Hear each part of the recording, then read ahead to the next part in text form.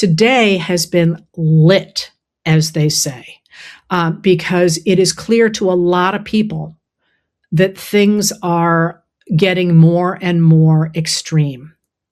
So in addition to the attack on Venezuela and the extraction of Maduro and his wife, Celia Flores, I mean, it feels like a month ago, but wasn't it like, it hasn't even been a week.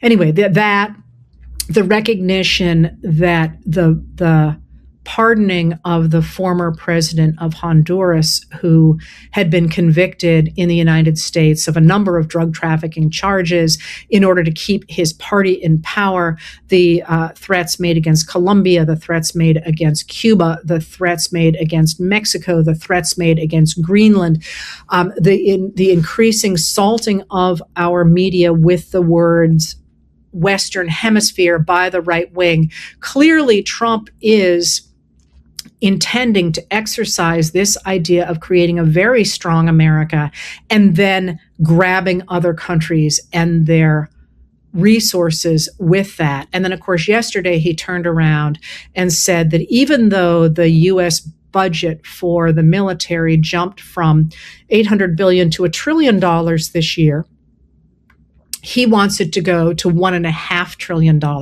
We are already spending more on our military than the next 10 countries combined. He wants us to spend another $500 billion on that. And he has this fantasy that the tariffs are bringing in so much money that we're going to be able to pay for this. In fact, if you are not watching, you should be. You will see that our deficit and debt are skyrocketing. They are skyrocketing under him.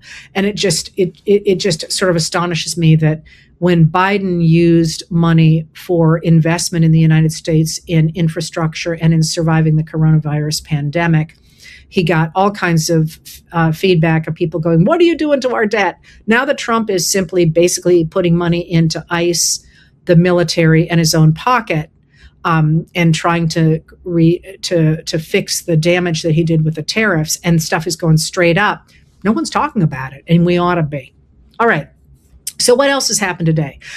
The other thing, as it's very clear that Trump is doing this, he actually said to the New York Times today that the only limit on his behavior in foreign affairs was his own morality and his own mind. And that, of course, is not only antithetical to everything that the United States stands for, I think it shows in a way that is harder and harder to ignore that he is not mentally okay.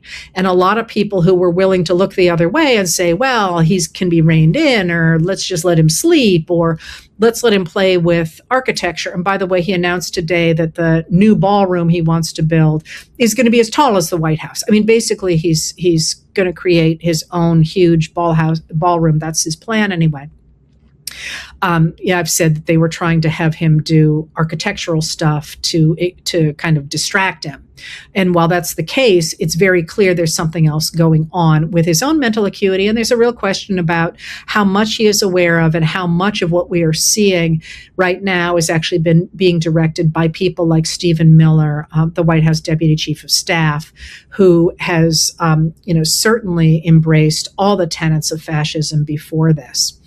So those two things were very in your face today. At the same time, J.D. Vance doubled down on the attempt to smear Good as a provocateur and as somebody who was trying to attack the person who shot her. That has been thoroughly disproven at this point. Nonetheless, he went out and is increasingly trying to force us to believe it, which is another hallmark not just of fascism, but also of authoritarianism. Of totalitarianism. That's one of the big differences between authoritarianism and totalitarianism, is that totalitarianism, they want to control how you think as well as how you behave. And there's this clear attempt to get us to say, oh, yeah, you're right, when it is demonstrably untrue. And that, from George Orwell's 1984, the first rule of the party is you must always believe whatever the party says. And that's sort of one of the whole points of George Orwell's 1984. So that has been going on in this moment. They're also saying they're going to send more troops to Minnesota on the heels of this shooting. And today, the FBI told the Minnesota, I forget the precise name of it. Hold on. The Minnesota Bureau of Criminal Apprehension. This is a statewide investigative bureau within the Minnesota Department of Public Safety that usually investigates crime scenes and normally works with the FBI. If the FBI comes in, the FBI has shut them out, said they can't have anything to do with this investigation. So again, they're really going to be trying to push this idea with the hope that this is the moment they can really solidify that power. And when I went out for a walk this afternoon, that was going to be today's talk, that this is the moment to light up the phones, especially to Republicans, to really say, we're not going down this road. We are not going to abandon the rules-based international order that has kept us safe for all this time in order to use our money. Remember, our tax dollars are ours. And in order to use our military, which are our sons and daughters, and which is supported by our money, in order to aggrandize freaking Donald Trump and his cronies, that it is so long past time to say, yeah, sure, go ahead. You can use my money for ICE. You can use my money for whatever. There are many ways in which often the government spends monies in ways that we don't necessarily approve of as individuals. And that's sort of the way it goes. I don't want that bridge, but I sure want this one. It's different when you stop spending any of our money on us, our healthcare, our infrastructure, our ability to enter the 20th century, addressing climate change, our health, all those things, and instead say, I'm going to take all your money and I'm going to use it to create a squad of my own goons who are responsible only to me, which is what the administration is clearly doing. And it's high time for us to stand on that. And that was kind of where I was planning to leave stuff today. And I went out for a walk. And then I came back and something interesting happened this afternoon. First of all, the Democrats in the House and in the Senate as well, but the Democrats in the House, of course, as you know, have been screaming about extending the Affordable Care Act credits, healthcare, the credits for the healthcare insurance that you buy on the Affordable Care Act markets. And the Democrats have been howling about this, and they were trying to force a vote on it through a discharge petition, I believe. And Mike Johnson was like, ain't happening. Well, you know what happened today? They got that vote. They forced, I think it was a discharge petition that got that through. They forced that vote, and more than a dozen Republicans voted in favor of it, and the House passed it. Still has to go to the Senate. The Senate might not deal with it. They may or they may not. But that is a huge crack in the dam in the House, that more than a dozen Republicans voted with the Democrats to extend the affordable health care. Why can't I think of the word? The insurance credits, whatever they're called. I'm sorry, I can't think of it now. And I've written it 16 million times. So you can just tell I'm on overload like everybody else. But I'm not done yet. The next thing is that it certainly looks as if the House is going to vote to overturn two of Trump's vetoes, including one for that bipartisan bill to clean up Colorado's water. Now, it's not clear the Senate will take those up, but this is a House that at this point the Republicans can only lose 2 votes. And already they're saying, okay, we got to back off on this stuff that people care about, right? But we're not done yet. In Minnesota, the county district attorney of the county in which Ms. Good was killed said, we have the jurisdiction to charge the ICE officer who shot her, regardless of what the FBI does. He's clawing back that power and saying, hang on just a minute here. But I'm not done yet. Spotify was advertising recruitment ads for ICE. News about that went out and people quit Spotify. They quit using Spotify. Its stock dropped 10% in a month. And this afternoon, Spotify has said it will no longer accept recruitment ads for ICE. They're taking them down. But I'm not done yet. The Senate today agreed to move forward legislation that would force Trump to ask Congress before he advanced any more military action against Venezuela. Now, that to me looks a little bit like that horse is not only out of the barn, it's in the next county. But it was a big move, a big enough move that Trump promptly took to social media and said, I'm going to get all you people that you can't vote against me. But they did. But I'm not done yet. The other thing that happened was that in the Senate agreed to a resolution to hang that January 6th plaque honoring the officers who protected them during January 6th. Now, by law, it's supposed to be up, and the Republicans have simply refused to put it up. John Thune, the Senate Majority Leader, said, okay, we'll put it up. They passed that resolution, they put it up. Now, it's a plaque, right? It's symbolic. Who cares? You know who cares? Donald Trump.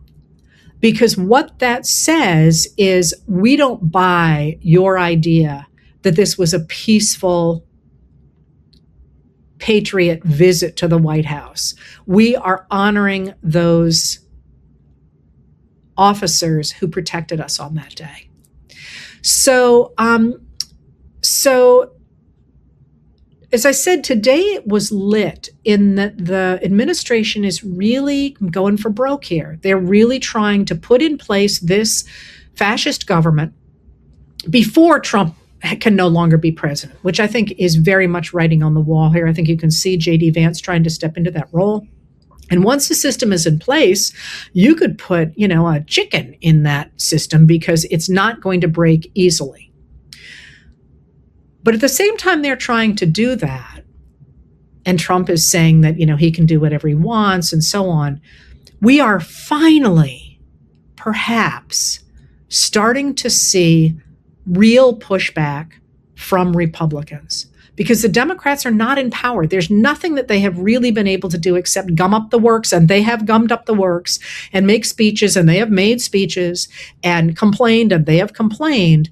But until they had those votes, there wasn't much they could do. And now, today, they had some of those votes. I'm not telling you that we're done here. But this afternoon was not the same country as we had this morning. And I think that's a really important change. Welcome to History and Politics Chat at 4 o'clock on Tuesdays with me. My name is Heather Cox Richardson, and I'm a professor of history. I do not speak for my employer when I do these talks. So a lot of people sent in questions that center is usually, as you know, what I try and do is I try and center them around certain topics, that seem to be coming up a lot. And of course, you will be shocked, I say shocked to hear that one of the biggies this week is about the Supreme Court. You have a lot of questions about the Supreme Court, and I will do my best to answer them. The history of the Supreme Court is a fascinating one, and it's not, in many ways, it is more traditional and more hidebound than the history, say, of Congress. And yet at the same time, it is in many ways less defined than the history of Congress or even of the executive branch, which have changed significantly over the course of their lifetime. So let's start here with the question that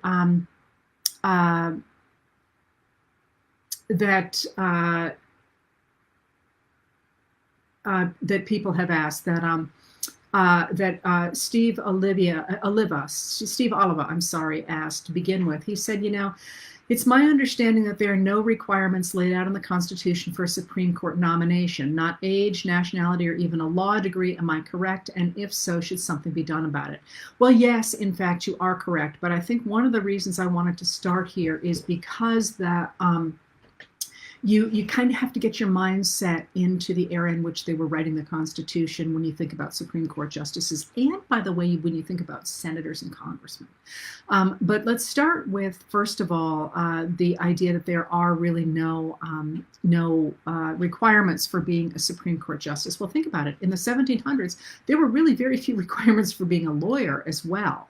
You tended to read with somebody who might know the law, but there really wasn't a large body of laws at that point, and there was no sort of professional organization to put a stamp on somebody and say, yes, this person is a lawyer, and no, that person is not. You're going to get the professionalization of professions, people like lawyers and doctors, for example, largely in the late 19th century. There's a real movement toward professionalization then, although, of course, by then you're going to have a better sense of who the really good lawyers are to read with. But Abraham Lincoln doesn't go to law school. He studies with a lawyer, but generally what you would do is you would start to work in somebody's law shop, if you will, and learn about the law. So there's no requirements that you have to be a lawyer, first of all. And there's also no requirement that you're even in the law, and certainly that you're not, there's no other really real requirements, because again, think of the time in which this was, the requirements were written. But let's think about that for a little bit. So one of the things that's really shocking about today's Supreme Court is that it only has judges on it. Until, I believe, Sandra Day O'Connor is the last one. Until Sandra Day O'Connor, it was kind of tradition to make sure that there was somebody who sat on the Supreme Court who had held elective office, because there was a sense that that would give you a better sense of what the people were thinking, that the Supreme Court was supposed to reflect the will of the people, not the way the House of Representatives does, but in such a way that it's not completely out of touch. And a great example of that, if you will, is somebody like William Howard Taft, who of course was president before he sat on the Supreme Court, and he loved to just sit in a room and think. He didn't really want to be out there with the people, and it was that was his goal in life, was to be on the Supreme Court, not to be president. That was a kind of a side gig. And the idea was you didn't want your justices to be divorced from the people, if you will. And with Sandra Day O'Connor stepping down, I believe she was the last member of the Supreme Court to have held elective office, and that's a bit of an issue, to be honest. That the current justices are somewhat divorced from the political system and from what the people really, where the people really are. And the Supreme Court, by the way, has never ever been apolitical. It was, I mean, it's a lovely thought, but it really has never been apolitical, because basically everything in our lives is political, and the Supreme Court is not different than that. But here's another question. The question is, if there's no limits to who can sit on the Supreme Court, of course they have to get onto the Supreme Court with the advice and consent of the Senate. So theoretically, that you can't just put me on the Supreme Court. You'd actually have to have senators agree to it. Which again, the idea was that the president was going to be working kind of as a body with Congress, and certainly with, as I say, the advice and consent of the Senate. It's not until we get Andrew Jackson insisting on a real separate role for the presidency as a representative of the people that we have the concept of a separate executive. Until then, the real power is with Congress. It's with Jackson and his election in 1828 that we get the idea of the president as somehow standing by himself. Until then, he was kind of, if you will, a subset of Congress, although not entirely. I mean, you should remember that the first article in the Constitution deals with Congress. The second is the executive, and the third is the judicial. So we get these new rules for the president, but what's happening with the justices. One of the things that is really interesting about the Constitution and its discussion of justices is that it says that they shall hold their office during good behavior. That's never defined. I'm going to tell you a little bit more about that in a minute. But there is a not insignificant body of people in the judicial world who think that does not mean a lifetime appointment, that should in fact mean something different than that. So people have asked, where is there room to perhaps check an out of control Supreme Court? Maybe in that phrase, during good behavior. But I also want to point out that in the period in which the founders were writing the Constitution, and I keep saying this, but I think it's important. You have to remember that in order to be a judge, you had to be able to ride the circuit, and you had to be able to get to court, and that involved horseback riding. And that involved traveling long distances by boat or by carriage. And so being a judge, or being a Congress critter, if you will, and let me remind you that I use that term lovingly, not insultingly, in honor of Molly Ivins, and in honor of the Congress people from the 19th century who feel like my family because I've studied them so long. That meant that it was a young man's game. I mean, you were not going to be riding the circuit at 87 years old. I mean, because you die, right? You get thrown by a horse and you're going to break. So one of the things that, looking forward in our democracy, that I think we're probably going to have to deal with is the demographic change that has happened really since World War II. And that is the fact that people are living really long lives in a way that they could not be certain to do in an earlier period when we made the rules for things like the Supreme Court and the Senate. I've said before that not this last House of Representatives, but the previous one meant that the Congress at the time was the oldest in American history. And while there certainly is a value to wisdom and age, it seems to me, looking at the system of American democracy, to be a problem when you have people that old making the rules for people who are going to live with those rules for a lot more years than the people making them. So then my point here is that there were no rules written in the Constitution about what a judge should look like, but there were some natural limits to who could be a judge. And there was also, again, this sense that a judge should, or that courts should reflect the will of the people around them. Certainly Supreme Court should have somebody on the Supreme Court who had, at least one person who had experience with elective office. So they had some real sense of being down on the ground and seeing how things actually worked. All right, so some questions about that then. One of the questions is, and I'm going to start with this one, is there a way to impede Amy Coney Barrett's confirmation? Now, somebody's asked if we could impede her nomination. No, in fact, she has been nominated and will always have been nominated. Will she be confirmed? The Republicans have the vote to confirm her. And it is my sense that they are going to do so come hell or high water, because they do not, I think, expect Donald Trump to pull out a win in 2020, at least not a legitimate command of the executive branch. And they want to make sure that they pack that court with people who think like they do. And that itself is a problem. It's a problem of legitimacy that I hope I'll have time to talk about. So is there anything that one can do about Amy Barrett's confirmation? Probably not. Is my guess. And it's maybe not a great place to use energy. Although that being said, by all means, call your senators and say you don't want this to happen. But my guess is they're going to ignore you. But that's not to say you should ever be quiet. And I can explain more about that in a minute. So if that's the case, why Amy Barrett? What does this actually mean? And I just said that that probably she will end up on the court because she shares a judicial philosophy that the current day Republican Party really likes. And that is, she calls herself an originalist. She clerked for Antonin Scalia, and she shares his belief in originalism. And what originalism means is that the justice in question believes in the Constitution must be interpreted from the perspective of the people who wrote it. And the argument, there is an intellectual argument for that. And the intellectual argument for that is that they believe that the Constitution, because it was ratified by the people, is the last democratic expression of the limits of our legal system.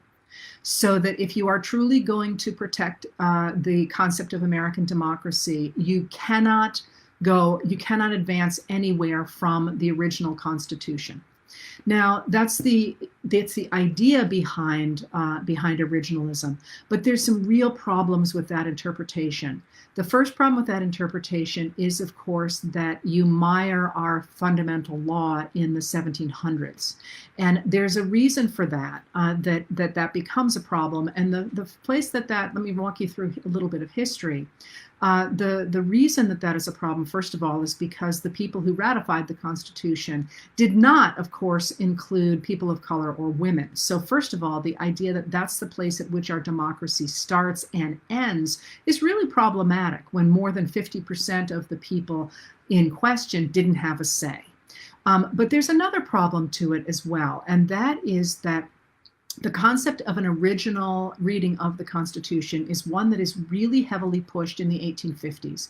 And the reason that it's pushed so hard in the 1850s is because if in fact you refuse the concept that the government has any role to play outside the protection of property, which is really one of the fundamental principles in our Constitution, what that then did is it stifled the ability of the government to promote economic development that regular men couldn't do on their own. That is, they couldn't. I've talked about this. I'm confused now about I've lectured in classes and everything. I just look at the computer all the time, so I don't even remember to whom I say what. But in the 1850s and the 1840s and even in the 1830s, there was a real push for the government to use its muscle to develop the country with things like roads and dredging harbors, because harbors silt up, making it easy for boats to run aground, and for the government to facilitate trade. And the Southern elites refused to entertain that kind of government activism because they were quite aware, first of all, that it would cost money that would have to come from taxes, but second of all, that it would enable the federal government to interfere with their system of human enslavement. And so there's this amazing speech that James Henry Hammond gives in Congress in 1858, in which he says, it doesn't matter if all Americans want the government to do something, because our Constitution says it doesn't matter if 95% of Americans want something and the Constitution doesn't enumerate that that's exactly what can happen, then it doesn't matter, it can't be done. Because in his mind, all he wanted was for the government to protect his enslavement of other human beings. And of course, that was a concept that the Republican Party organized against, and that Abraham Lincoln and his Republicans during the Civil War rejected when they created a new government of the people, by the people, and for the people, that created a system of state universities, put in railroads, gave people homesteads, created our Department of Agriculture, and of course, ultimately ended human enslavement in the country, except in cases of punishment for crimes. So that whole idea that the Constitution really limits the ability for the Congress and the government to do anything is really problematic, so to my mind. So if you go a step further than that, why now? Like, obviously, or maybe not so obviously, but at least one would hope that the question of human enslavement is not on the table right now for today's Republican Party. So why are they so wedded to what they are considering an originalist interpretation of the Constitution right now? And the answer to that is one that I touched on, I guess, last week when I talked about that concept of judicial activism. And that's the principle that comes out of World War II, when President Eisenhower, Dwight Eisenhower, is willing to listen to the claims of marginalized peoples for inclusion in American democracy.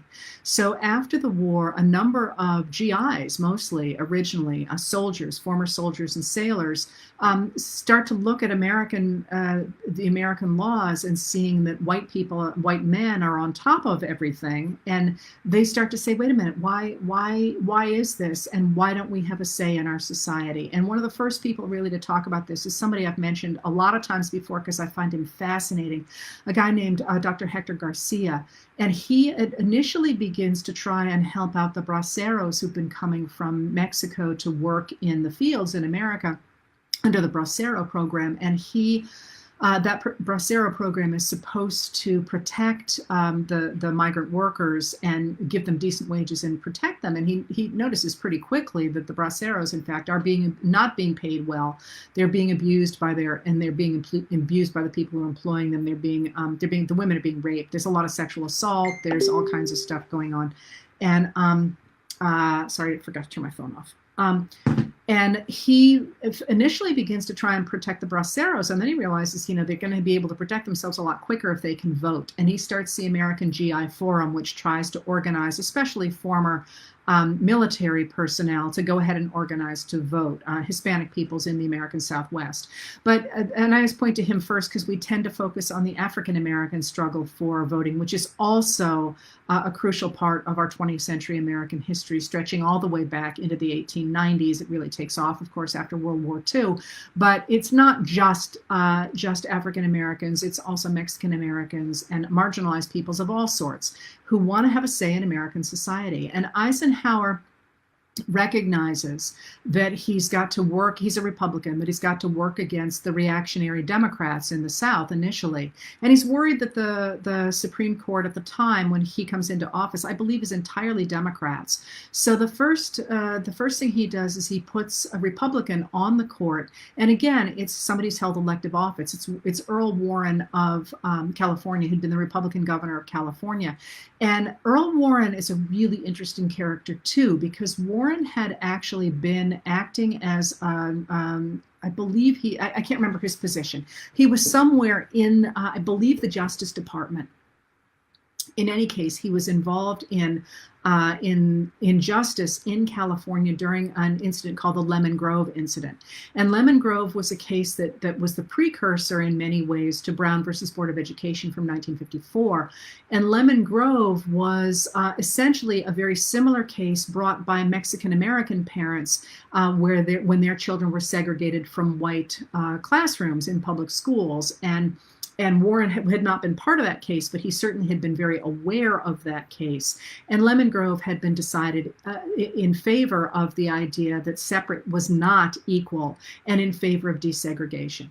So Eisenhower puts Earl Warren on the Supreme Court, and quite quickly, Warren makes his mark with the landmark Brown versus Board of Education decision of 1954. And what's really interesting there's many things that are interesting about that decision, but what's interesting about that decision is that the court steps in and, first of all, declares Plessy v. Ferguson, which I hope I remember to talk about later, unconstitutional, the idea that it's okay to have separate facilities for different races so long as they are equal. That's the separate but equal doctrine from 1896.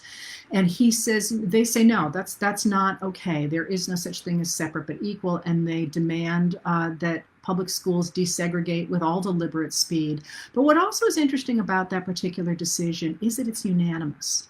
And that's, again, one of the reasons that Warren gets onto that court is because Eisenhower doesn't want these to be tight decisions. He wants them to be unanimous decisions. And what he's really trying to do is to make the promise of democracy real, because not only does he think it's the right thing to do, having been a commander-in-chief, but also because he's very aware that communist governments are using the segregation laws in America to demonstrate that American democracy is a farce. And Eisenhower's very aware that he needs to make the soft power move to prove democracy is real, as well as some of the hard power moves that he's going to be making. All right. So what essentially has happened with Brown versus Board of Education in Topeka, Kansas in 1954 is that the Supreme Court has stepped in and it has said, we're going to overturn state laws because your state laws are not okay. And this is a really, really important moment in terms of judicial the way the judges work and the way the Supreme Court works, but also in terms of the way government works. Because one of the things that you asked about the Democratic Party, but one of the things that the Democrats have always stood for, and there's a lot of twists and turns in this, but one of the things that they've stood for is local government. So you can decide in your local community or in your state that you are going to discriminate against African Americans, or that you are going to do one thing or another. And this is really powerful in the 1850s. And the point of that then is that it's your choice. So this is how they justify enslavement, is they say, well, we voted for it. Now we didn't let black people vote, but it doesn't matter because they're not citizens or they're not allowed to vote. We voted for it. It's okay. In this case, the Supreme Court is saying that's not okay. The federal government is going to say you can't live your lives this way. You cannot discriminate against African Americans in systems of schooling. Well, that idea that the Supreme Court is going to read the law and decide what laws are stepping on people's constitutional rights is going to change dramatically the next two Supreme Courts, both the Warren Court and the court that comes after it, the Burger Court. And the reason that matters is that the Supreme Court then, in a number of ways, says laws that discriminate against women, for example, are unconstitutional because they are hurting a woman's equality under our system. They're hurting her right to equality. And this is why Ruth Bader Ginsburg was so important, because she stepped up again and again and again, primarily in the 1970s, to say, wait a minute, we've got a sex discrimination case here. And brilliantly, she often picked a case where a man was being discriminated against under the laws that kept women separate. So we had a bunch of laws that protected women and that protected minorities. And they were not laws that were necessarily passed by Congress or that were passed at the local level. They were Supreme Court decisions. Now, one of the things that people who objected to the idea of civil rights, either for minorities or for women, had was that they believed that this was an overturning of their traditional right to order their society the way they saw fit. So what they began to say was that this was a case of legislating from the bench, you might have heard of, or judicial activism, both terms that are not used initially, but that begin to be used really pretty heavily during the Reagan administration in the 1980s. And one of the things that they point to, of course, and I've talked a lot about this, is Roe versus Wade from 1973, not the Warren Court, but the Burger Court, in which you had, I'm sorry, this is off the top of my head again, in which you had a Supreme Court judge, a Supreme Court Chief Justice who was appointed by Richard Nixon, being in charge of the court that decided that case. And the decision was written by a Republican. I mean, again, really interesting how the Republican Party has changed, because Roe versus Wade is a Republican decision, not a Democratic decision. It's a Republican decision. So, there's going to be a change in abortion. I've talked about that before in the abortion issue, but the idea here is that people who don't like the idea of leveling the playing field, if you will, turn against the idea that it can be done by justices who are reading the Constitution and saying, hey, look at the 14th Amendment here. It has protections in it for minorities, and eventually they spread that into racial minorities and also into sex and gendered minorities. And this is something that people who object to those things really, really, really don't like. The other thing they don't like is the Supreme Court's upholding of labor laws and the Supreme Court's upholding of business regulation. Also things that are not in that original Constitution, because who even imagined such a thing in those days?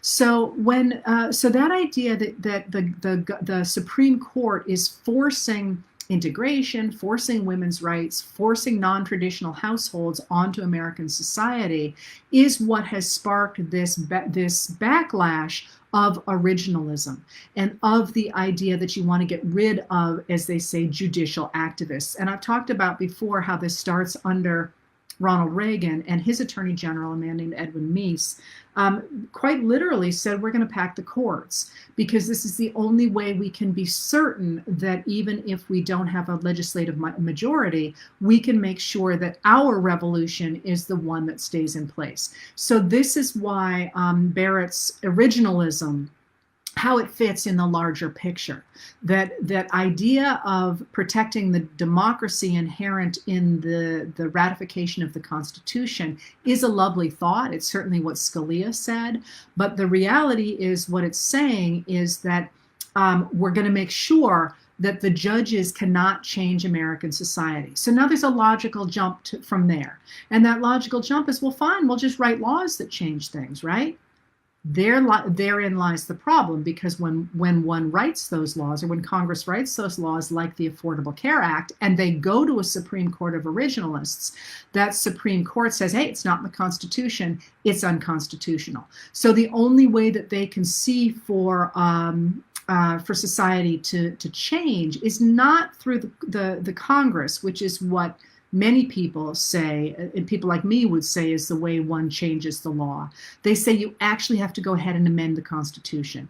And think about how incredibly unwieldy that would be, to have to amend the Constitution repeatedly for things like the Affordable Care Act, like a woman's right to choose, like gay rights, you would, instead of actually making laws, you would constantly be futzing around with the fundamental law of our nation. And that's something that I, as a bit of a traditionalist myself, think is a crappy idea. I don't want people messing around with my Constitution, thank you very much, except in very specific ways. I think it is capacious enough to do everything it needs to do now, personally. All right, so that's why, that's who she is and what originalism means and why that matters. Now, you guys have asked about, I'm sorry, that was a question for Alicia Lynn. So now there's a bunch of questions about what is it going to mean if in fact she is confirmed and we have a 6-3, a court that is 6-3, nominated by people who didn't actually win a majority of the popular vote and who seem to be on the right.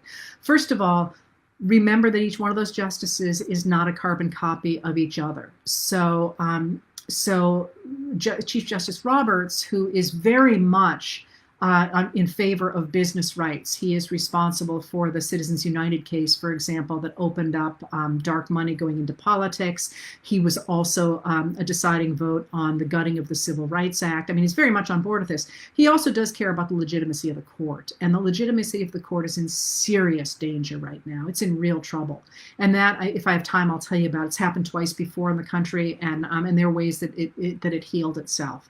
But so it's not at all clear that he's going to jump over the cliff with the other conservative members of the court. All right. So what happens if we in fact have this court that looks like this? There have been a lot of suggestions for what to do. And the reason for that, I want to be clear here. Many people are just mad because it's not their people on the court, which is fine. You can have your own opinion about that. You might not like people, whatever. To my mind, as somebody who studies the institution of the American government, we have a crisis when we have bodies of our government that do not represent the majority of American people. In a democracy, that is a crisis of legitimacy. So if we in fact have a Supreme Court that is being where the majority of the justices have been nominated by people who did not win the majority of the popular vote, and they are being confirmed by senators who represent a strong minority of the American people. It's about 41%, I believe, of the Republican senators who will vote to confirm. We have a crisis of legitimacy. And that, to me, is a real problem, because in a democracy, your government needs to be legitimate or people aren't going to do what it says.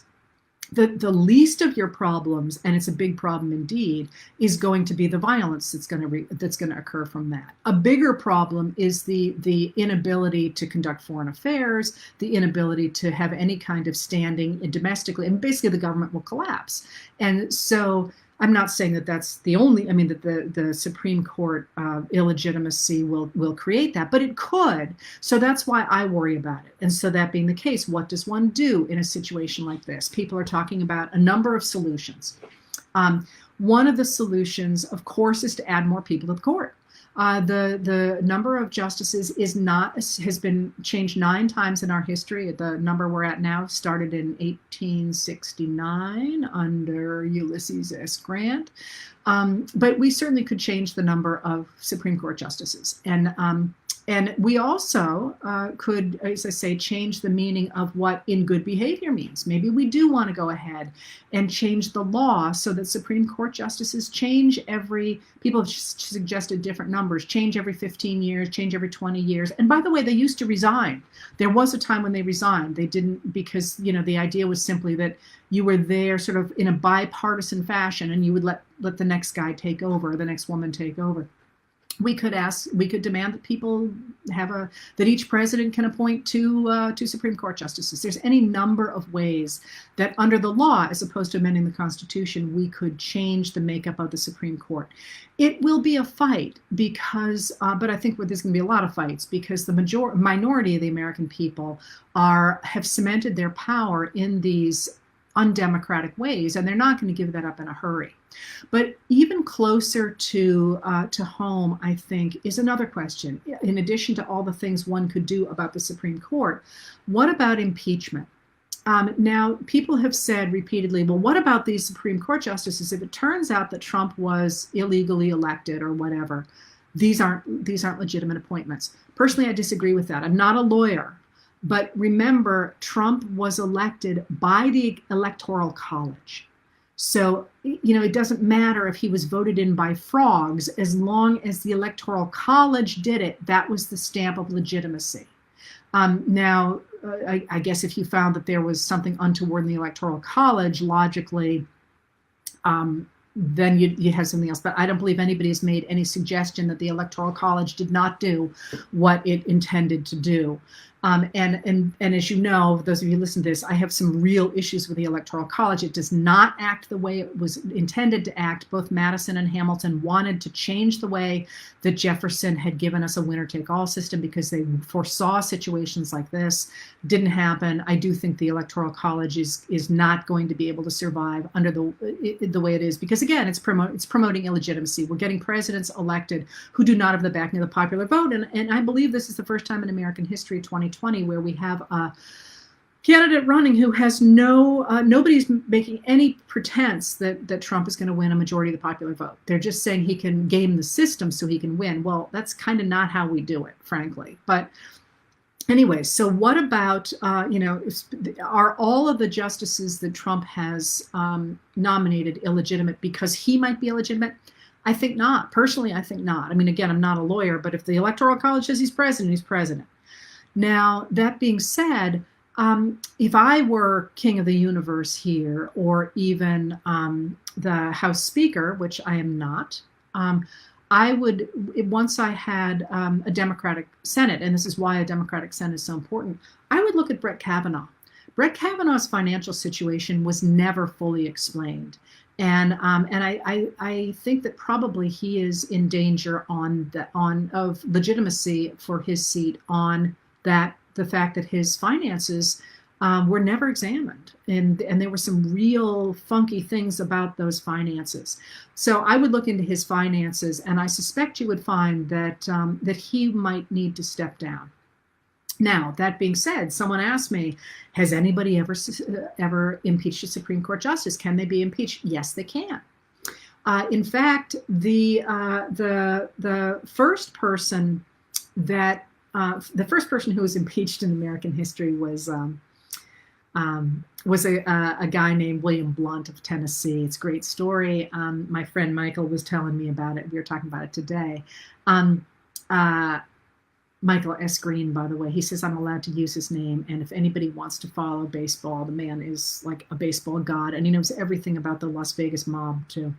Anyway, the House of Representatives impeached Blount. He was a senator because they said he was conspiring with Britain to take Spanish power, and the Senate told the House that they knew what they could do with it, and they refused to convict Blount, but then they did expel him. So that really went nowhere. But the next person to be impeached, they're still sort of taking out impeachment out for a spin, and that was a guy named John Pickering, and John Pickering had been appointed by Washington, and he was mentally sliding fast, possibly because of his alcoholism. And he was just doing crazy stuff from the bench, and people were writing letters back to Washington saying, not Washington himself, back to the uh, Washington, this District of Columbia, saying he's not okay. Somebody's got to replace him, and he is. The House of Representatives impeaches him, and he is in fact removed. He is convicted and removed from office. But then Jefferson thought, well, this was a ducky idea, and he could get rid of justices he just doesn't like. So he went after a guy named Samuel Chase, who was an associate justice of the Supreme Court. And Chase had actually signed the Declaration of Independence. And Jefferson went after him on partisan grounds, that he was acting as a Federalist and not as somebody who would support Jefferson's measures. And he was not convicted. And that was the moment at which the Senate made it pretty clear that you could not be removed from high office, based on your political leanings. So it has been done, but in America, theoretically, we don't impeach people on political opposition. And of course, the real exception to that is the impeachment of William Jefferson Clinton, Bill Clinton, because it was pretty clear that they were hunting for his head from the very beginning. So it's not supposed to be a partisan thing, but you certainly absolutely could impeach a Supreme Court justice, but not because you don't like them, because but because they have done something illegal. And like I say, it would be worth taking a look at the very least at Kavanaugh. Now that being said, I was going to go another direction with that. If in fact, somebody asked, if in fact Barrett's confirmation is inevitable, how should the Democrats use their questioning time? Well, some people say they shouldn't show up at all. That's an option. If it were me, I'd turn the whole thing over to Kamala Harris, because you've all been circulating that document from somebody about ways one could approach the Barrett hearings, and the thing to do is to get her on record on all the things that Donald Trump has been doing, the nepotism, the emoluments clause, the taxes, the debt, all the stuff he's got. So she's on record, and that will make it.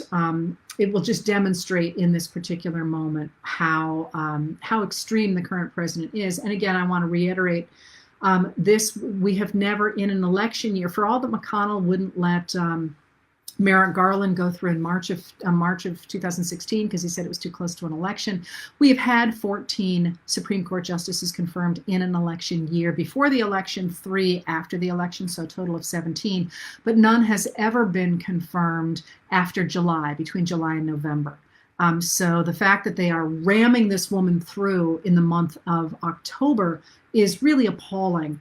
And people really should be paying attention to that, because, of course, if she is in fact confirmed, the first thing she will hear is the Affordable Care Act, which is going before the Supreme Court 7 days after the election on November 10th. And she has made it clear that she is opposed to it, or appears to be opposed to the Affordable Care Act. And that seems like a heck of a thing to take away from Americans in the middle of a pandemic. All right. I think that was all that I was going to say about the Supreme Court. I hope that was useful. So now you have a bunch of questions, and I have some time. Here's what I wanted to do: is take a number of short answers, and then end with one more long answer. All right, not as long as I just did with that. All right, so Bob Bouchard asked, is outright lying protected by the First Amendment? I wanted to answer this one because I get this a lot. People come on my Facebook page and say really insulting, nasty things, or spout complete disinformation. And here's a newsflash. I erase it, or I ban them, or my moderator does. And then rarely I get angry notes saying, oh, you're stifling my free speech. You're not listening to debate or whatever. And I want, therefore, to explain what the First Amendment does.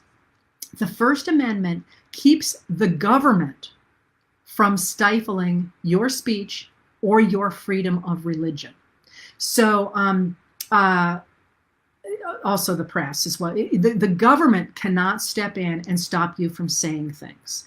So the government, the government cannot stop me from doing these things here, but you don't have to listen.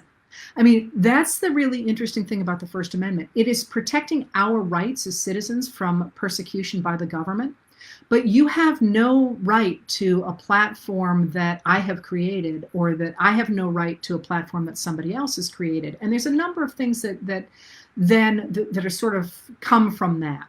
So the right to free speech is can't be abridged by the government, but it also means your right to access is very important as well. So when people talk about free speech, it matters where where you are allowed to be. One of the reasons that people have argued for the freedom of the internet, but it also means that that nobody has the right to spout disinformation in private chats. You don't have that right. I always think of it like coming into my living room. The government can't tell me what I'm doing in my living room, but I can say what's going to happen in my living room. So you can't come into my living room and call me racist name. You're going to get shown up. You're going to get shown the door. So is outright lying protected by the First Amendment? The government cannot stop you from lying. It is true, unless there's some caveats around that. You can't lie to sell a product. You can't, there's a number of ways in which you can't lie. But I think what Bob is asking is, can Trump lie the way he does? And that, I think, is a much more complicated question, because he is the government. One of the things that Trump can't do, though, is he shouldn't be able to talk about the failing New York Times, to threaten the mergers he does, to do all the things he does to try and stifle the press, because that is a direct violation of the First Amendment of the Constitution, because he is the government, as opposed to me saying it, I'm not the government. So is outright lying protected by the First Amendment? It depends. I guess one of these. It depends. All right. So I can't say the word. Shelley Snyder wanted to know, why is Trump's tax returns and debt important? Again, she asked it in a much more intelligent way than I just put it. Why are they important? They're important for two reasons. First of all, Trump's tax returns are important because they may or may not show that he has committed crimes. And if you're on Twitter, you know that there's some really smart tax people looking at the information we have, which is not the returns themselves. So there's two sets of documents here. There's one, the documents that the New York Times got, and which it is not releasing. It's not releasing its treasure trove of documents, because it says that if one saw that, one would know who the sources were, and they're protecting their sources. But there's another set of documents for Trump's property in Scotland, Tunbury it's called. And that golf course in Scotland, because it is in Scotland, they have a different kind of law over there, and those are public records. So people are going over both of those two things and saying, this doesn't look right, this doesn't look right, this does look right, this doesn't look right. And they're looking for a number of things. They're looking for whether or not Trump committed tax fraud. So, for example, the fact that it appears he paid money to consultants, and he paid that same amount of money to Ivanka when she was working for him. That's a tax dodge. That's illegal, and they're both in trouble for that if that's what happened. I'm not going to say whether or not these things actually happened. I'm giving you the news as I understand it. I am not a lawyer, and I'm sure not a judge and a jury. I'm just laying it out here. So they're looking for things like tax fraud. They're looking for bank fraud. That's when you get a loan based on the fact you say your house is worth, $500 million, and your house is really worth, $150,000. You've lied to the bank to get them to do something for you. That's bank fraud. And then there's also tax fraud if I say my house is worth $5 million to the bank, or 50 million, whatever, to the bank. And then when I go to pay taxes on it, I say, oh, it's falling down. It's I actually took a loss on my house this year. It was worth 100,000 and I had to put 120,000 into it. I took a loss. That's also tax fraud. So they're looking at things like that. They're also looking at money laundering, because there's really funky things going on with the movement around the world of money, ill-gotten gains. especially since the fall of the Soviet Union. And that fall of the Soviet Union and the privatization of the government property from that gave rise, among other things, to a number of Russian oligarchs who are deeply involved in international crime, and you're not legally allowed to handle stolen money, right? Or drug money, or money from any of the many ways of committing crimes that I'm not good at thinking of. But one of the ways you do that is you move large sums of money through businesses that are vague, where there's not like if I'm so bad at this. If I made there's some professions where there's like a pretty set price of things, but like real estate, who the heck knows? The numbers go up and they go down and but there's losses and all that. Real estate, restaurants, things where there's large sums of money changing hands. It's an easy way to go ahead and hide money that has been gotten in some illicit way and make it look like it is clean because it has been laundered. That's literally what it means. So, for example, when Trump sold a property in one of these places, Florida, I guess, he bought it for a certain sum and then he sold it for $54 million more than he bought it for. And according to Michael Cohen's book that just came out, Trump assumed that Putin had put the money into that with the idea, that the money would sit there for a while and they would find a way to get it out as well. So they're also looking for money laundering. And there was a wonderful thread on Twitter this morning where somebody said, that Scotland golf course is simply bizarre because Trump continues to pour money into it, but nothing's happening there. And then he's got expenses that cost the same, but literally the property is not changing. So where is the money coming from and where is the money going? So they're looking for the evidence of criminal behavior. The other thing that they are looking for in Trump's financials is debt. And he carries a huge amount of debt. And that debt, which looks to me like 300,000, but the number that people are running around with is 421,000. And I'm not sure if that's the tax liability that's out there or not. I need to run the numbers again. But let's say it's between $300 and $420 million. The real issue for that is who owns it, because you can't get a security clearance if you have debts, because big debts. We all probably carry some debt, but because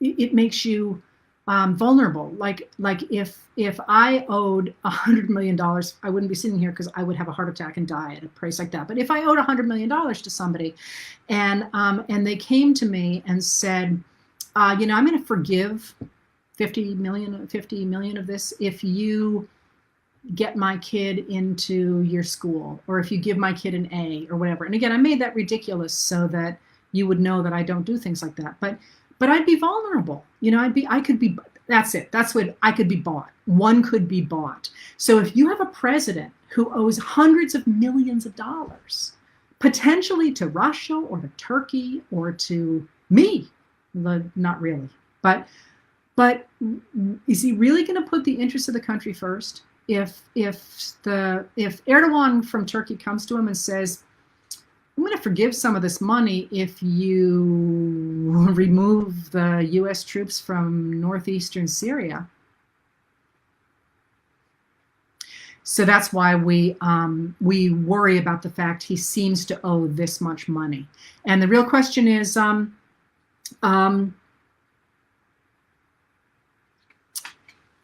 whom does he owe it? Does he owe this kind of money? And if he does, to whom does he owe it? And is he actually acting for us, or is he acting for the people to whom he owes the money? That's why that's important. All right. Why can't we arrest a sitting president? Via Mars wants to know. The security risk question came from Kelly Kleinfelter O'Brien. Via Mars wants to know, why can't we arrest a sitting president who made that stupid rule, and why wouldn't massive tax evasion be a sound exemption? Okay, so it is not a law. It is not a judicial decision. It is a memo from the Office of the Legal Counsel in the Department of Justice. It was written in 1973, obviously during Watergate. And the argument was that a sitting president should not be indicted because fighting that indictment would take all the time that he needs to use to actually run the country. So as many people have said, including a number of the judges who have been involved in Trump's issues lately, this has never been tested. A lot of us think it's not a bad idea to go ahead and be able to indict a sitting president.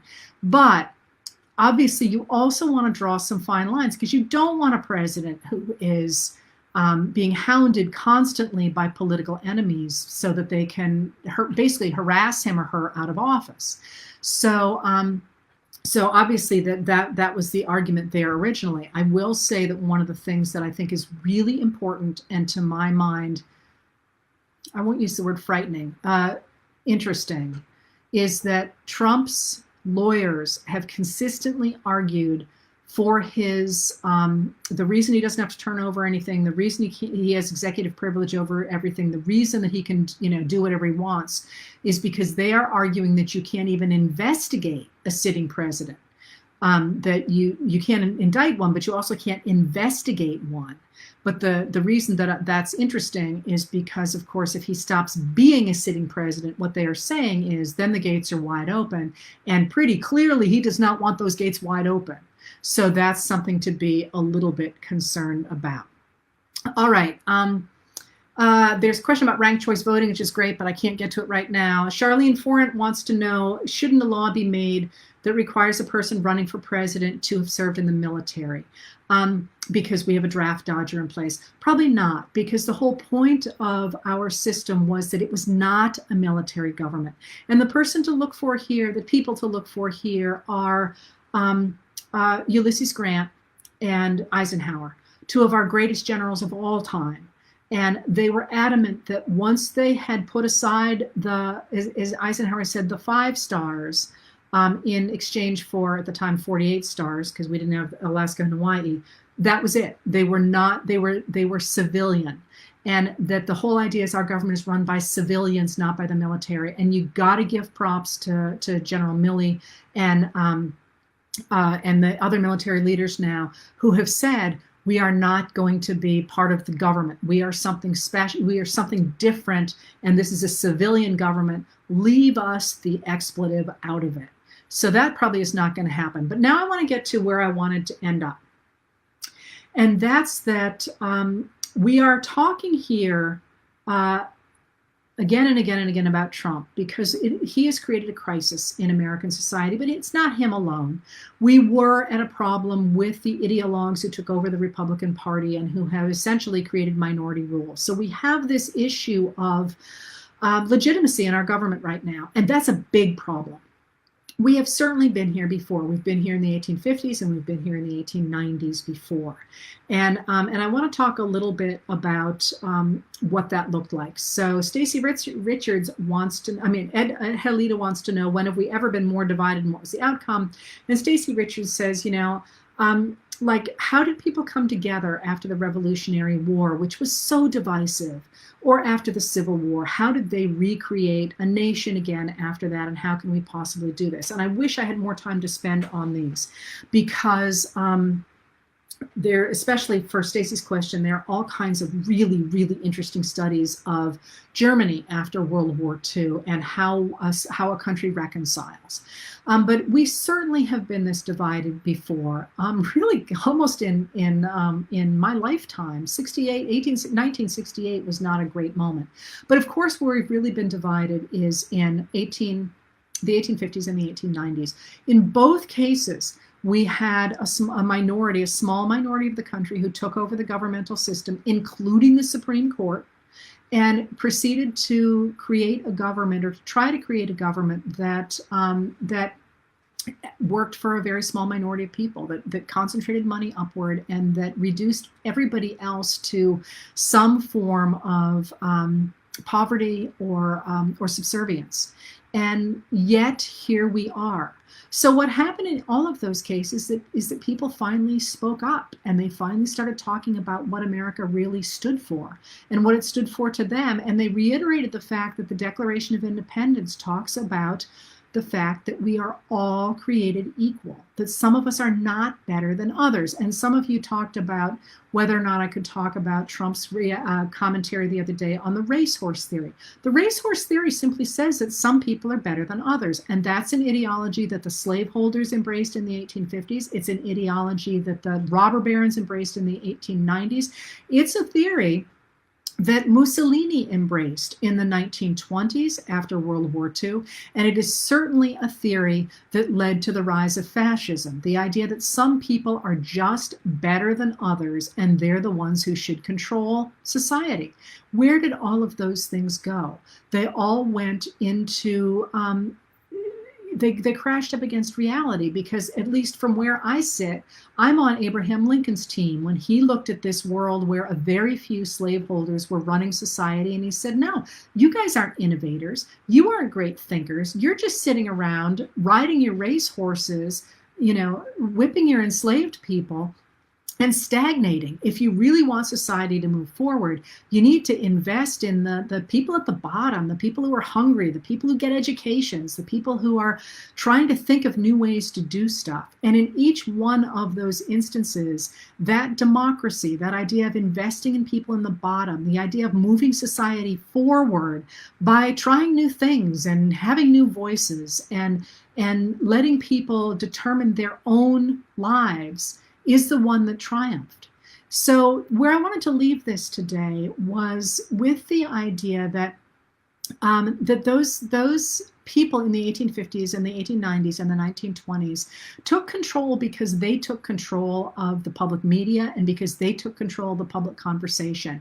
And what took it back in all of those instances was people saying the opposite. People saying, no, you're wrong. It wasn't the Civil War that changed American society. It was Abraham Lincoln and the Republican Party in the 1850s saying, no, that's not the way society works. In the 1890s, it really wasn't Teddy Roosevelt changing the world. Teddy Roosevelt rode a wave of other people saying, no, this is not how society works. Society works when we include everybody and when everybody is given equality of access to resources and to education. And similarly, fascism went down under democracy. It didn't go down under the fact it tore itself apart. It went down after people like Winston Churchill and Franklin Delano Roosevelt articulated the difference between democracy and fascism. So one of the ways we heal is we speak up for democracy and we include voices, not because it's the moral thing to do, although it's right, but because it is in America's self-interest to make sure that we hear the innovators, we hear the new voices, we hear the people who look at things like the way we elect Supreme Court justices or we appoint Supreme Court justices and say, why isn't, a 90-year-old on the court? Those are things that make American democracy, and that will, I think, enable us not only to put down this moment, but also to heal from it. And I wanted to leave you with one piece on that. We're focused on Trump because he is the symbol and the sort of out of control element of a minority taking over our democracy. And he has such blatant hallmarks of fascism about him. And he just is so many ways, he's almost like if you were making a cartoon character villain, it would be him. So he's easy to write about. And he retains his power because he is so present. He explodes. You always have to see what he's doing, as opposed to somebody like Joe Biden, who you're pretty sure he's just going to be there. So people are focusing on Trump.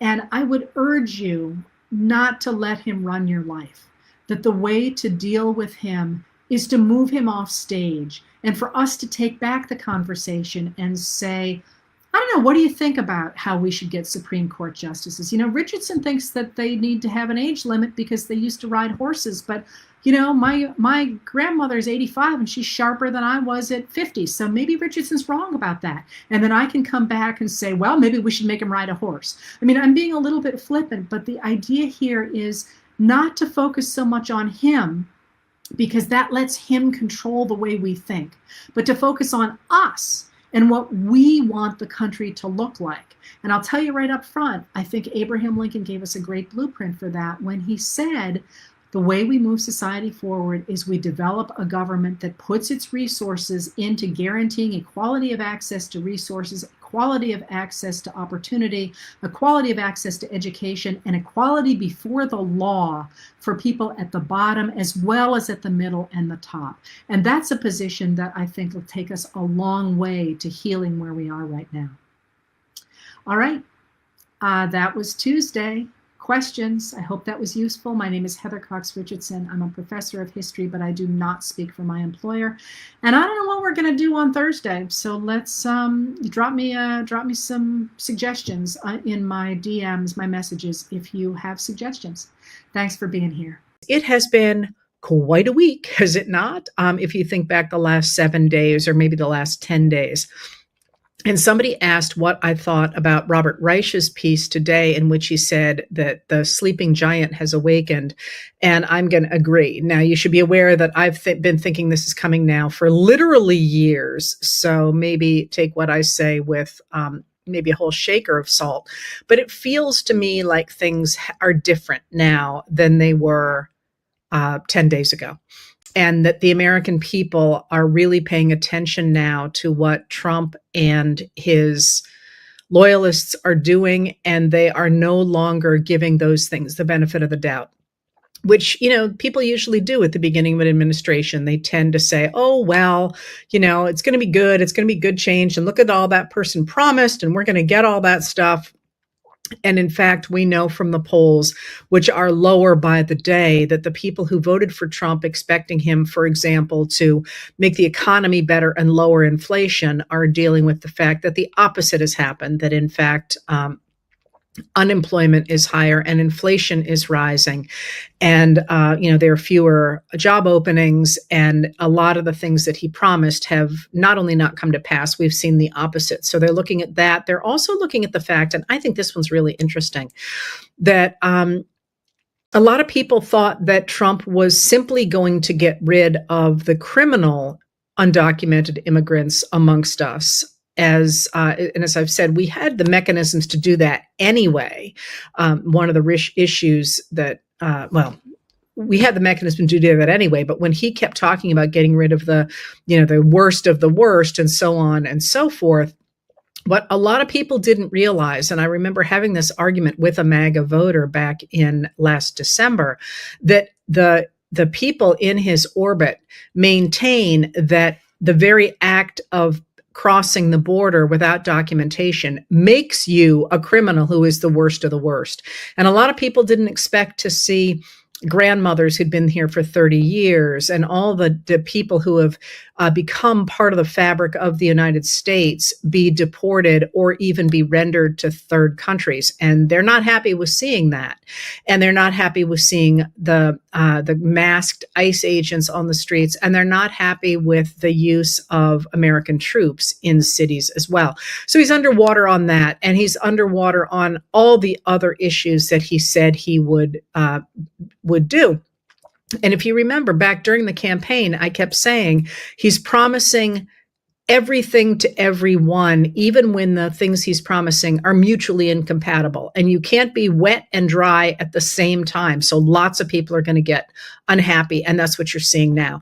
And we're coming now into the fall, into a period when you're going to see a lot of the policies that the administration has put in place starting really to have teeth, starting really to take effect, not least, and I'll talk more about this in the future, in a little bit, the rise in the cost of health premiums for people who are buying healthcare insurance on the Affordable Care Act markets are facing extraordinary jumps in their premiums because of the one big beautiful act, which is what they are calling the Budget Reconciliation Bill Act that the Republicans passed in July.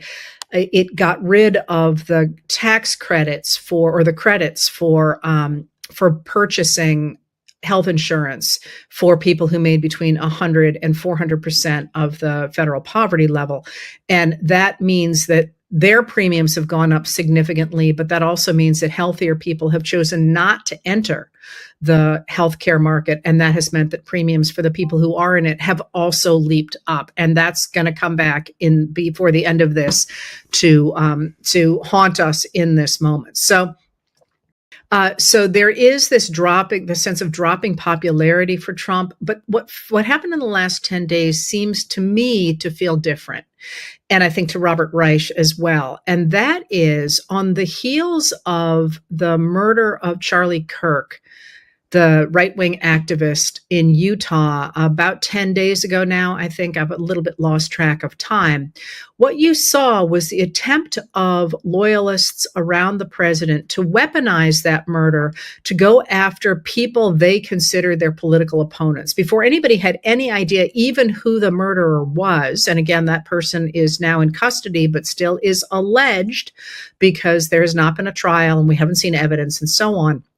But even before that, there was this concerted effort to tar everybody who did not agree with Trump and MAGA as a terrorist, or as they or them or the Democrats or the left was responsible for this murder.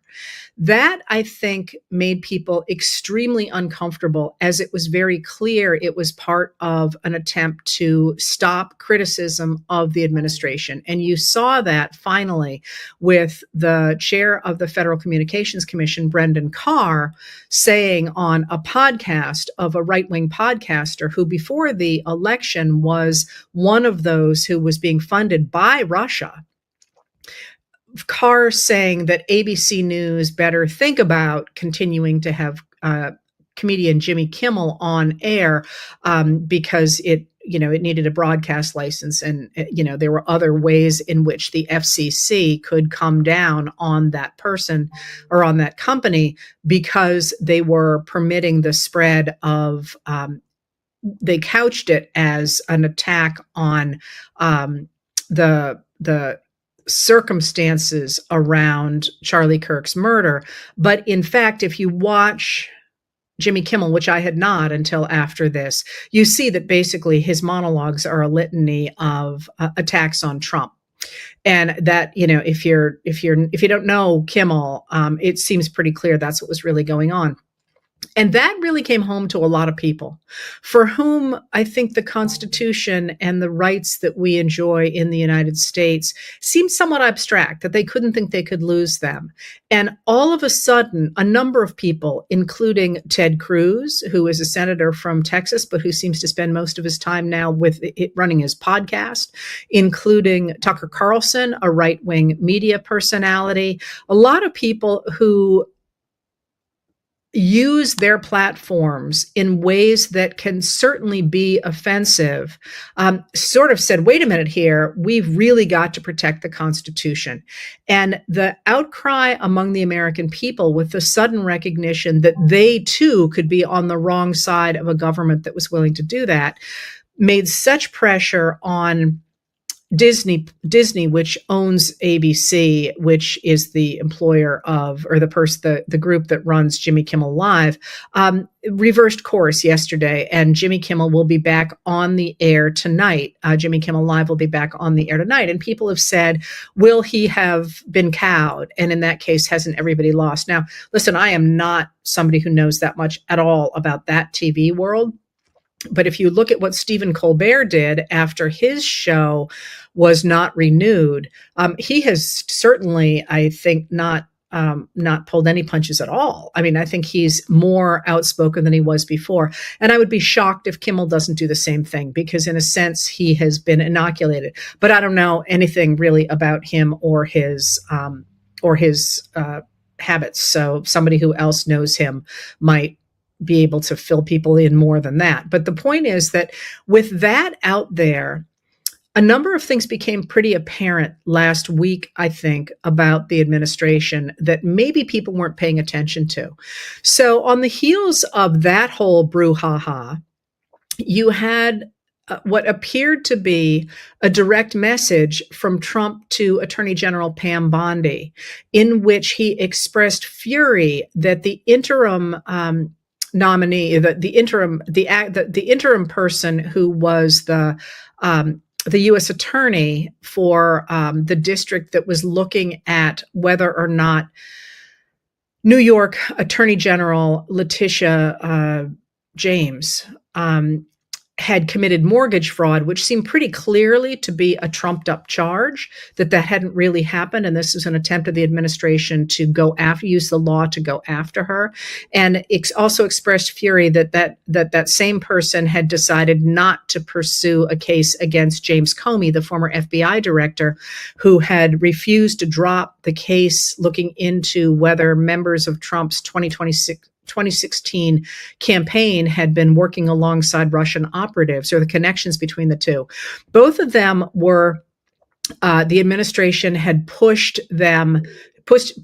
investigations of them based on what really seemed to be trumped up charges. And this interim U.S. attorney, Eric Siebert, who was very well regarded both by Republicans and by Democrats, said, I'm not going to prosecute this. I don't have evidence for that. And Trump wrote what appeared to be a direct message that he then, of course, posted for everyone to see to Pam Bondi, the Attorney General, and said, this is ridiculous. You've got to go after these guys. We know they've committed crimes. I can just tell they've committed crimes, and we have to go after them. And then he reiterated that to reporters in the Oval Office. And of course, that weaponization of the political system is one that has been pretty obvious to those paying close attention for a while.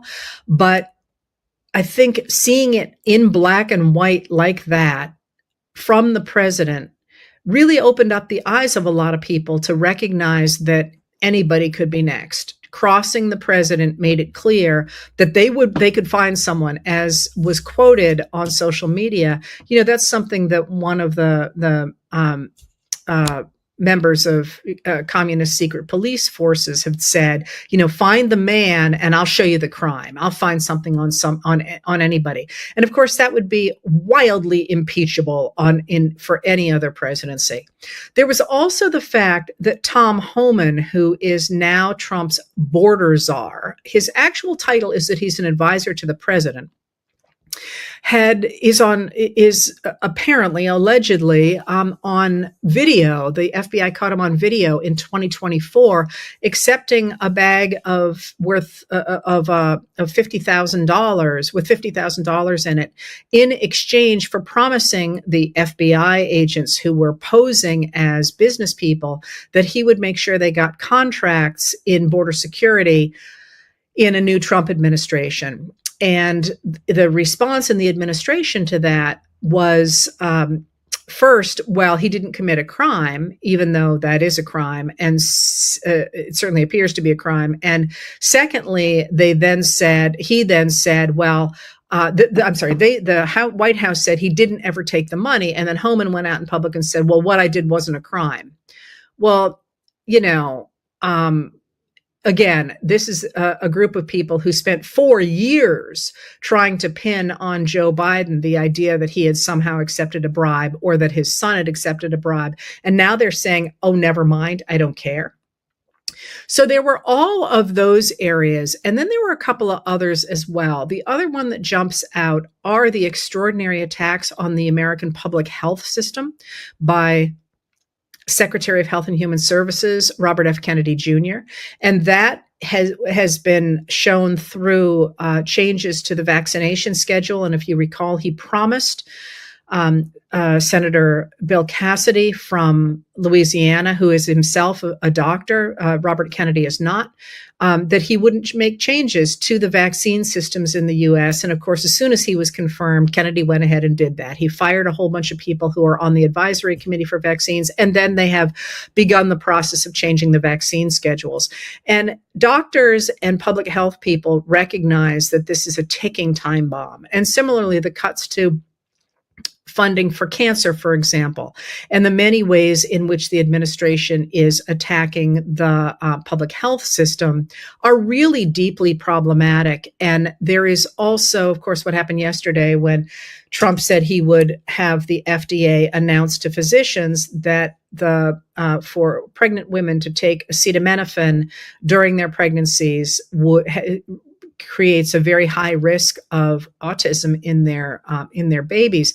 There's just no evidence for that. There's been no change in the evidence we have.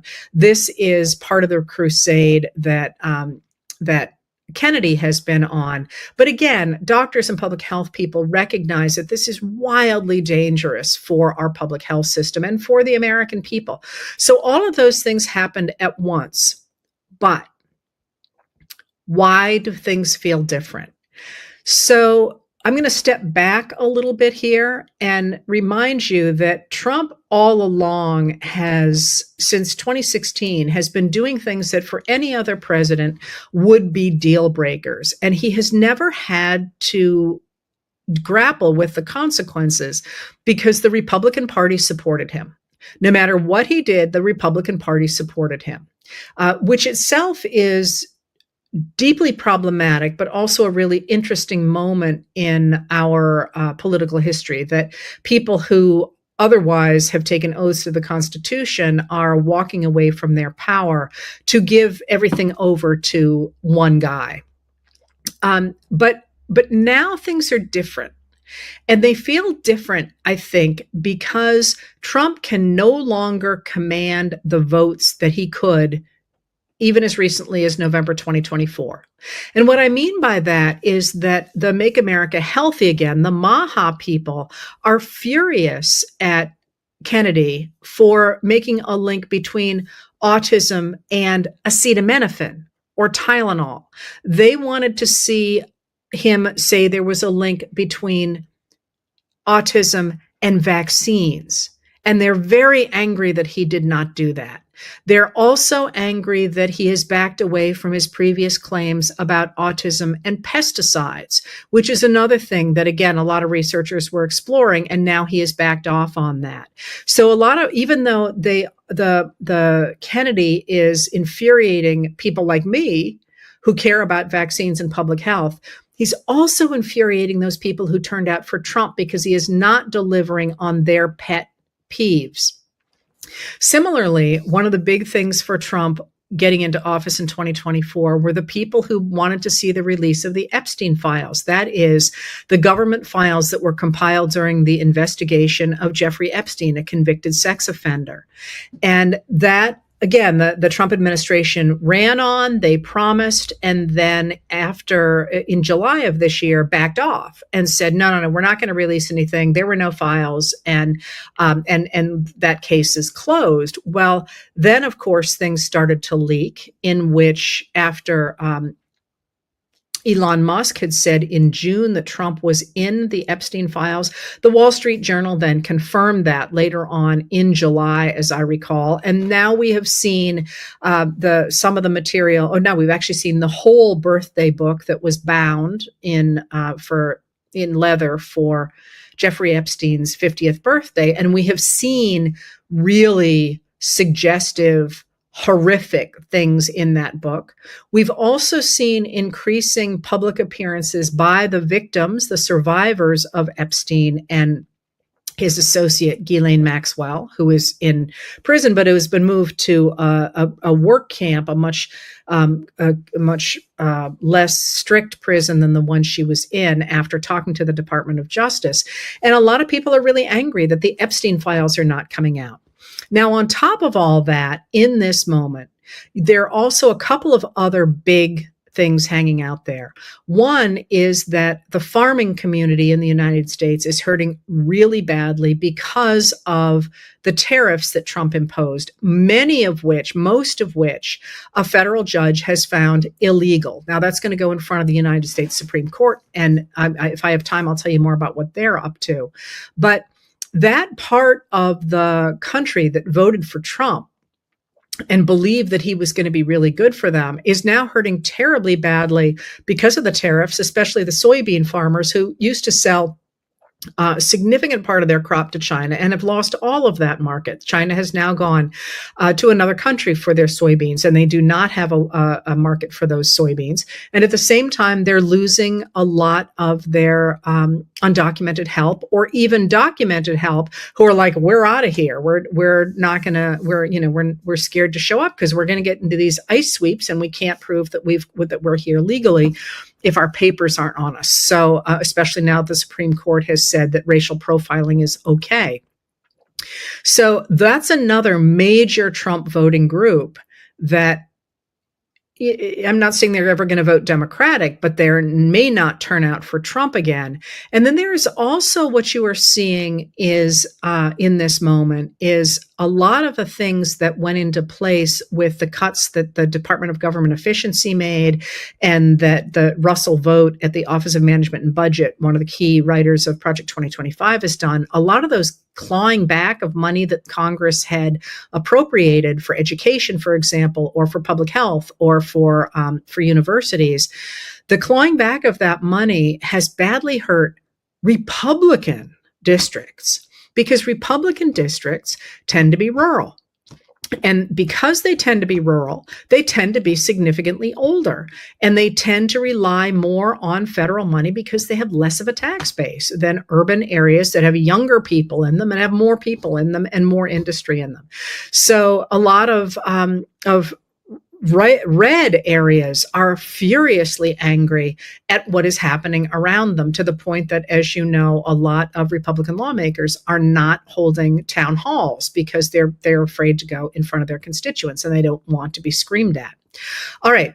So somebody just asked, can I comment about the UN? That's where I was going. So all of that background is there over the last week. But before I talk about the UN, have you noticed anything about President Trump lately, or J.D. Vance, but the vice president? You know, Trump is always sitting behind the Resolute desk when he's in the Oval Office, with people standing behind him. You know, he doesn't move around very much. And when he is out, he often seems to be falling asleep. And he doesn't seem to hold many high-level meetings. I'll talk about that again in a minute. And when he talks, if you remember, the White House is no longer providing transcripts of his speeches, which is odd. I mean, that's part of the public record. They're supposed to do that, and they've just decided they're not going to do it. And they say, oh, well, you know, you can watch clips, but those clips are edited. And the reason that I'm suggesting all that is because he seems unable to fill the role of the president any longer. He is incoherent. He is boastful to the point of, I mean, he sounds like an unregulated toddler. And he doesn't seem to be able really to communicate with people anymore in meaningful ways. Instead, what he is doing is increasingly boasting about a world that is not true. He keeps talking about how his poll numbers are the best in history.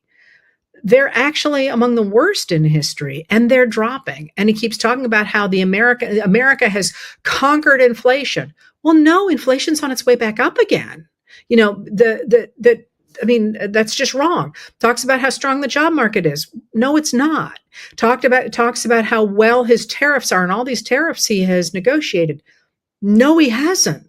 You know, now he's talking about all these wars he has stopped, even some wars that hadn't even, nobody even knew they were going to start. That's just a fantasy. That's not true at all. At the same time, he is increasingly backing away and refusing to deal with difficult issues. That being said, he certainly seems as if he is not able to fulfill the role of the president, and he's living in this sort of fantasy bubble. All right, so this morning, he went to the UN, it's called the General Debate, and it's not a debate. It's where, it's actually really cool. And you can read the transcripts if you're interested, and watch the videos on the UN website if you are interested, as I was.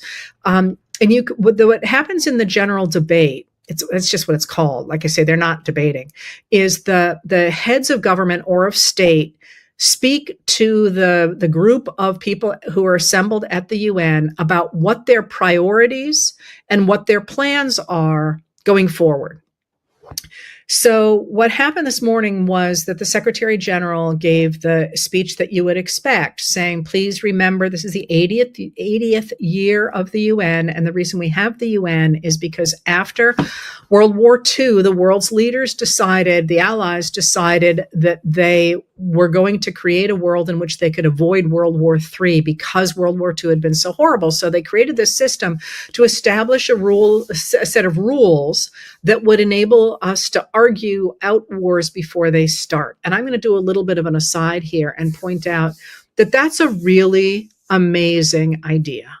If you think about the way treaties used to work, that you had treaties that if you went to war, other countries would join you. And if you were attacked, other countries would fight with you. The idea that you can have treaties to stop wars, to make sure that those things don't happen, is really kind of amazing. And what they did with the establishment of the UN was the idea of creating a world where you didn't have to solve everything with force. So he gets up there and he says, this is important and we want to make sure this stays in place, even though a lot of people are, there's a lot of challenges to that around the world. And, he gives a speech and then somebody else speaks. Trump is fourth, as I recall. And he gets up and he speaks for an hour and it is freaking unhinged. It is, he says he's the only one who knows how to run things, that I think he even says to the people assembled that their countries are going to hell and he's the only one who knows how to run a country, and that they're ruining their countries because of immigration and clean energy, and that we really need to do is have borders and fossil fuels. And he's just insulting. And then he just starts going about how he solved all these wars and he deserves a Nobel Peace Prize. And you can just see on their faces, they are aghast, and not, I think, aghast because they were offended. There's actually somebody who there texted a reporter and said, he's barking mad. Do the American people not recognize what's going on here? And that performance at the UN was, I think, a window into America, the United States of America, more than it was a statement about the United States on the world stage, because he was totally insulting and all that.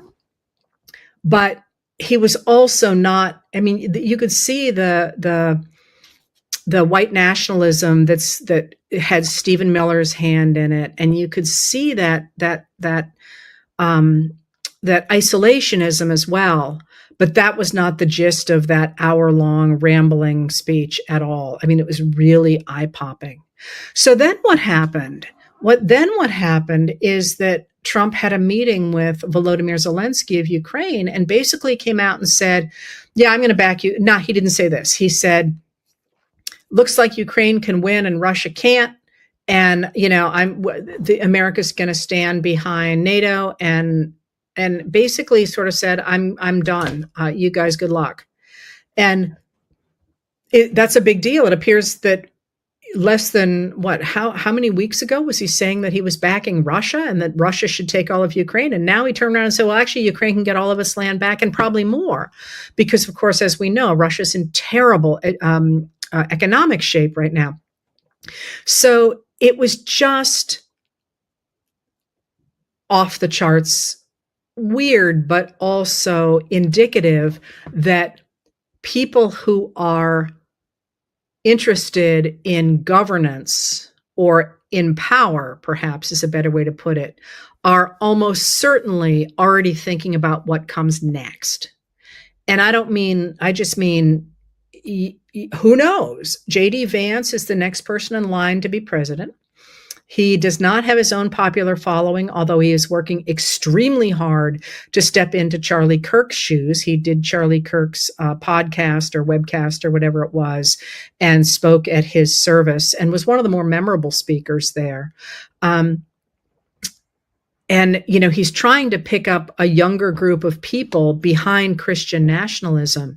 But in this moment, if you are a business person or a television exec or whatever, and certainly if you are a Republican lawmaker trying to figure out how best to retain your power, it is no longer clear that the best way to retain your power is to side with MAGA. It may, in fact, be that the best way to retain your power is to look at the extraordinary backlash against the firing of Jimmy Kimmel. And remember that when you do the numbers, only about 32% of American adults voted for Trump. And G. Elliott Morris, who does Strength in Numbers, explained this very well the other day, that although Trump did win the last election with under 50% of the vote, only 64% of eligible voters showed up to vote. So that translates to about 32% of American adults being Trump voters in 2024. And of course, his popularity has plummeted since then. So if you're sitting there making this calculation, you can say, well, hold on just a minute.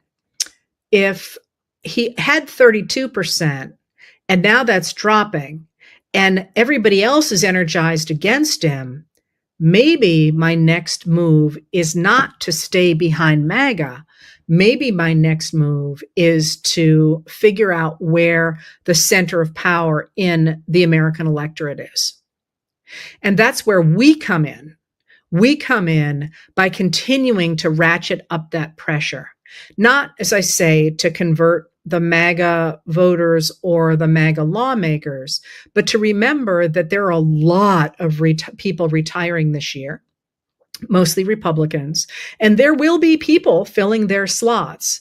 And if we want them to do what we want them to, we need to make them understand what that looks like. And certainly ABC News or Disney figured out what that looks like. And the pressure that we can bring to bear for the other issues we care about, that is exactly how you translate the things you care about into law. Now, one of the places you're going to see this play out in the next few weeks is over funding the U.S. government. That the Republicans, MAGAs, or the Republicans in general have a real problem in that they have maintained that the cuts that Doge and Trump have and vote have made to the American government are good.